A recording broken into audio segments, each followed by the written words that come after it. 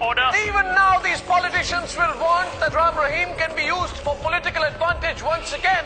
India is still dealing with the fallout from last weekend when 38 people were killed as protests turned violent after a prominent sect leader, Gurmeet Ram Rahim Singh, was convicted of raping 2 of his female followers. Singh, or Ram Rahim as he is more commonly known, leads the Dera Sacha Sauda, a religious order that claims as many as 60 million followers.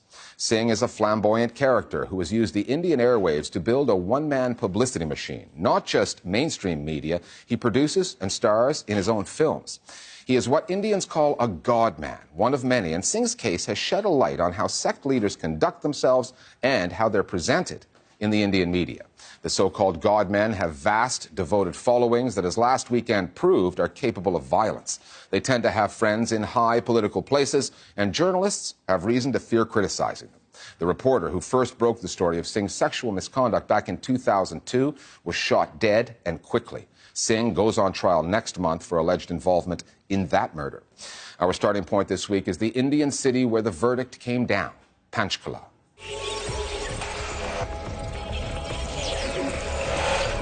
A huge convoy of cars has left Sesa for... The saturation coverage of this story began as the defendant, accompanied by a 200-car motorcade, headed to the courthouse where he would be found guilty of rape.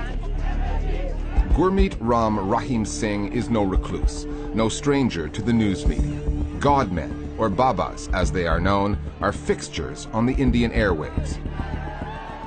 And that's been the case for Singh, despite the fact that the rape allegations, as well as suspicions that he ordered the killing of a journalist, have been hanging over his head for 15 years now. When these media outlets were gloating about Gurmeet Ram Singh and were busy promoting his movies, they knew this man has been accused of killing a journalist, he is accused of rapes, accused of extortion and other illegal activities. But they agreed to take him on news channels. We, especially the Hindi channels in our country, play a very bad role in this. Guruji, Baba Ram Rahim. Gurmeet ji, swagat hai aapka.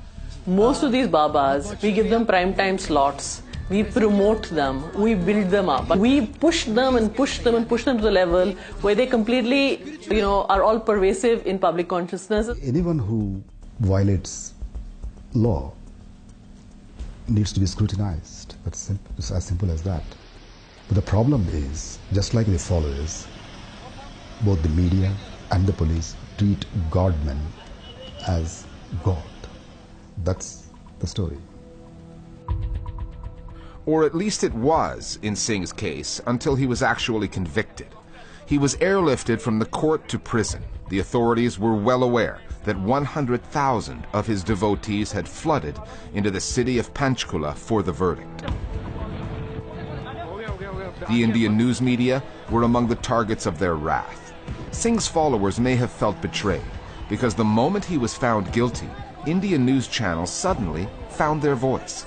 It's as though, in the eyes of most of the media, Singh went from God-man to sexual predator overnight, even though it's been 15 years since the allegations against him first surfaced. I am neither condoning nor justifying these attacks, but the media need to understand that brainwashing audiences 365 days of the year will come back to bite them one day. So this attack on the media was not because of their impartial and courageous journalism.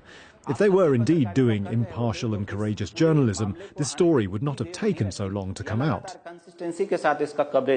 Gurmeet Ram Rahim Singh's story is pretty important and significant. It tells us many things about many aspects of Indian politics and Indian media. The media ignores the crimes and other criminal depredations of people who style themselves as godmen. That's what it tells us. And media, just like the politicians, are afraid of the audience reactions.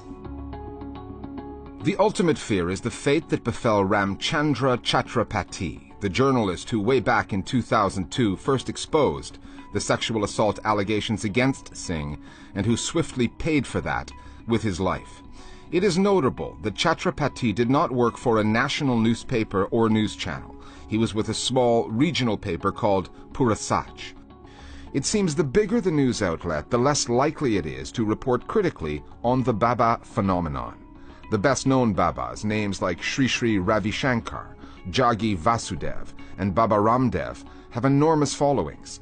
And despite the shady dealings attached to each of their names, media outlets which are ratings-driven and circulation-obsessed are as leery of alienating them and their devotees as Indian politicians are.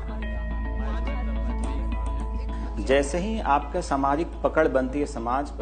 soon as you begin to wield influence over a mass of people, you start attracting the attention of political parties who want to align with you. And this is when the mainstream media get involved. To most people, the Baba is a holy spiritual leader, but in reality, he represents a lucrative revenue structure.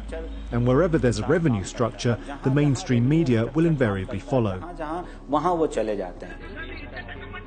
These are all media-created Babas. I mean, it's very easy for a TV channel to give half-an-hour slots or an hour slot to any Baba and still, get a huge viewership. It's television on the cheap. Why make an effort when you can put a Baba on show, doing yoga or doing anything? Other than that, of course, the fact that the Babas are extremely powerful because of their nexus with politics. Once these godmen have the patronage of political parties and political parties are connected with editors, you know how system works. I mean, if you are doing that story, that godman will call that politician, this politician will call your editor. Okay, I got a call from such and such person. He's saying, are you doing some story against this editor? This godman or something? Just be cautious. So it happens. It really happens now. It's a reality in newsroom. Editors routinely reject all ideas of any stories to investigate godmen, or they are afraid of losing potential readers. And these godmen have links with politicians, so the reasons are multifaceted. So we end up having very little or no investigation into godmen of this country. Instead of providing critical coverage of godmen, acting as arm's-length intermediaries, most of the Indian media treat them with reverence. It adds up to an institutional failing on the part of the Fourth Estate, for reasons that range from the economic to the political. What is our job? Our job is to speak truth to power. Did we ever question when Mr. Modi, our Prime Minister, lauded him on Twitter, where he's the most followed person, that why is our Prime Minister extending such support to a rape accused? None of us raised that. It's only after the court came near a conviction that we got into this, very hysterical, totally over-the-top coverage. So the media, we need to ask ourselves as to what is our role in building up these people. This is such a piece of drama. For the mainstream media, it's business as usual, reporting as they like. Only when they come under attack do they start questioning themselves and soul-searching. Suddenly, they're reminded that they are the fourth pillar of a democracy. Of course, journalists who report on these godmen are wary of the backlash, but if they produce critical journalism which gets traction in the media, it will chip away at the strength of the godman's following. So journalists need to take such risks. One journalist did. He was killed over the story. It's the second part of that equation, the getting traction across the media part, that did not happen. Gurmeet Ram Rahim Singh has another court date upcoming in that murder case. And the trial of the Indian news media, the big media, continues.